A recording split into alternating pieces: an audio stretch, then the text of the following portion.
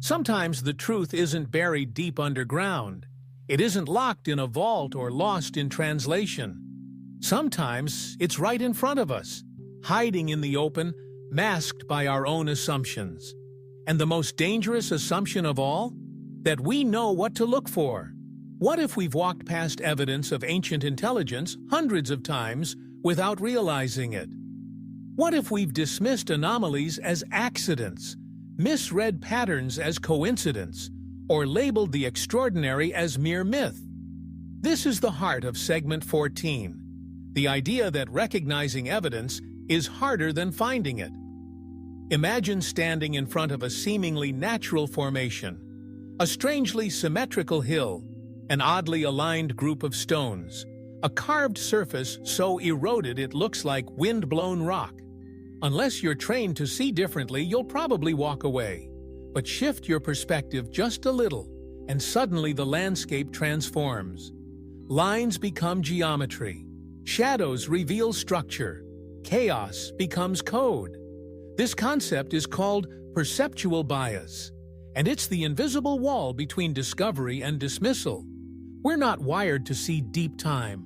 We're wired to notice change over seconds, minutes, or years, not over millennia. So when we look at a mountain, we don't ask, could this be artificial? When we find a metal sphere embedded in ancient rock, we assume it's natural.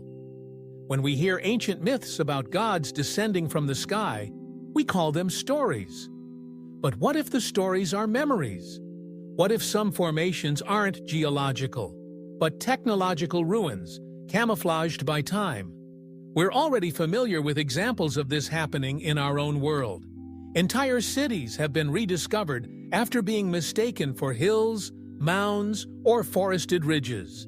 In Cambodia, LiDAR revealed the ancient city of Mahendra Parvata beneath dense jungle. Its roads, canals, and temples hidden in plain sight for centuries.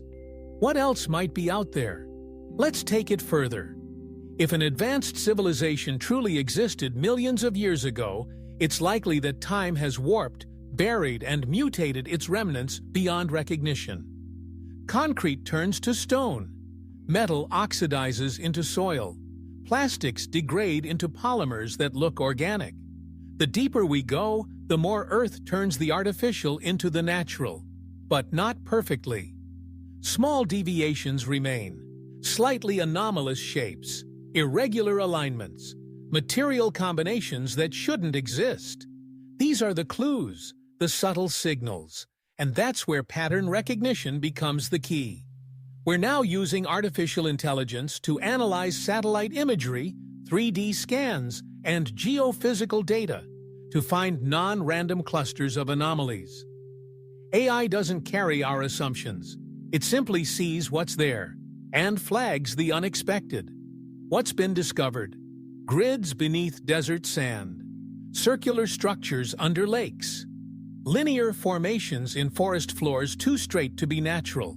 None of them are definitive, but together they form a puzzle, a whisper of forgotten design. And design, no matter how eroded, leaves traces. At the atomic level, we now have tools to scan rock samples for engineered patterns. Crystalline alignments that defy known natural processes. Isotopic signatures inconsistent with volcanic origin. Chemical residues that suggest high-temperature industrial activity. Again, individually, they're anomalies. But collectively, they start to tell a story. It's like finding letters carved into scattered stones. One stone tells you nothing, but arrange enough of them, and you see words. And maybe those words are a warning, because if another civilization once walked this earth and fell, if they left us a breadcrumb trail across time, they may not be inviting us to marvel at their greatness. They may be pleading with us not to repeat their fate. So how do we avoid missing their message? By changing the way we look. We need scientists and explorers who are willing to question established narratives. Artists and architects who can interpret geometry as language. Philosophers and physicists who are comfortable in the unknown. We need to stop looking for evidence of civilization and start looking for evidence of intelligence. Because intelligence may not leave behind cities.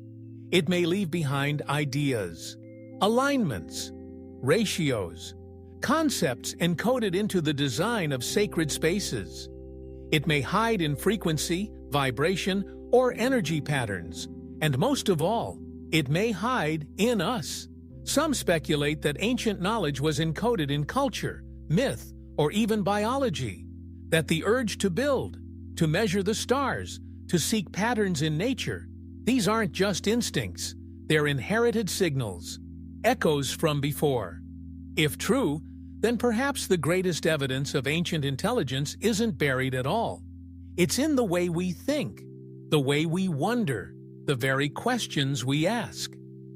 At Infinity Beyond, we believe that asking bold questions is how discovery begins. And in the subtle, in the strange, in the nearly invisible, we may find the key that turns anomaly into answer. In the next segment, we'll explore the possibility that not all of this is behind us, that some knowledge, some presence may still linger. Because if a civilization was wise enough to survive itself, it may still be watching. And if we're wise enough to listen, we may finally hear them.